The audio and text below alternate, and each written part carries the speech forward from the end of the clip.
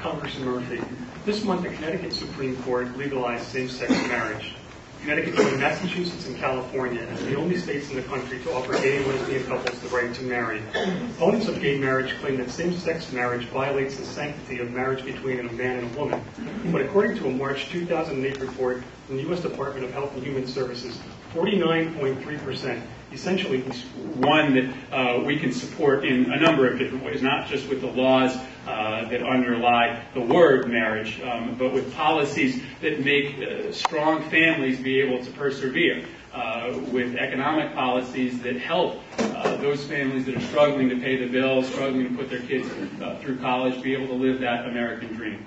I was a proud supporter of Connecticut civil union law. I don't believe that the state of Connecticut or any government should discriminate against those based on their sexual orientation, just as I don't believe that you should discriminate against people based on their race, their ethnicity, or the place from which they come. And I don't believe so long as the state of Connecticut or any institution is conferring certain rights or privileges upon people that they should be able to discriminate. I don't think that churches should be forced into performing marriages that they don't agree with people that they disagree with. But so long as the government is involved, I think we have a right to treat everyone equally. And that's the foundation upon which our country is built, the sense of civil liberties that all Americans enjoy. One, I think that we have far too often in the last 2 years walked away from.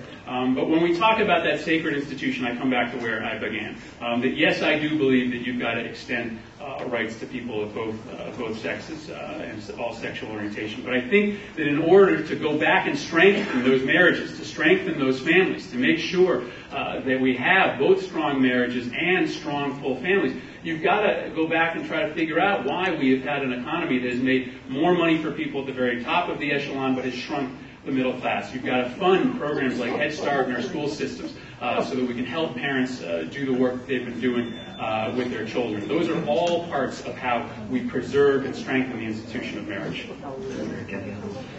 My opponent says I don't answer questions. The question was, do you believe that marriage is between one man and one woman? And I believe that it is. I don't support the Supreme Court's ruling. Now, Congressman, you and I both agreed in the civil union bill. And I bucked many people in my own party for supporting that. And people in my own family who gave me a hard time about that. I was born and raised Catholic, and obviously it wasn't the most popular vote in the Catholic Church. But I still brought out an amendment on the Senate floor to define marriage as being between one man and one woman.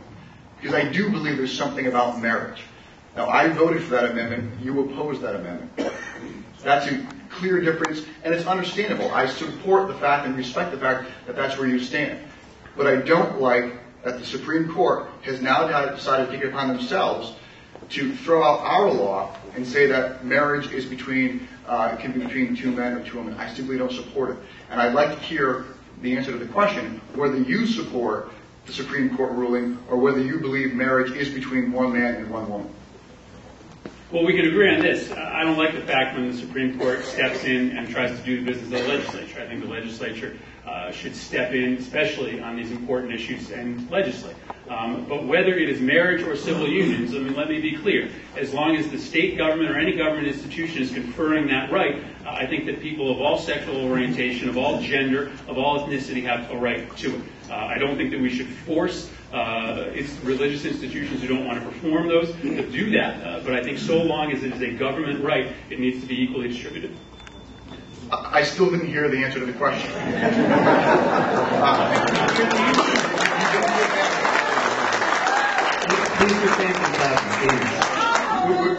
We both support civil unions.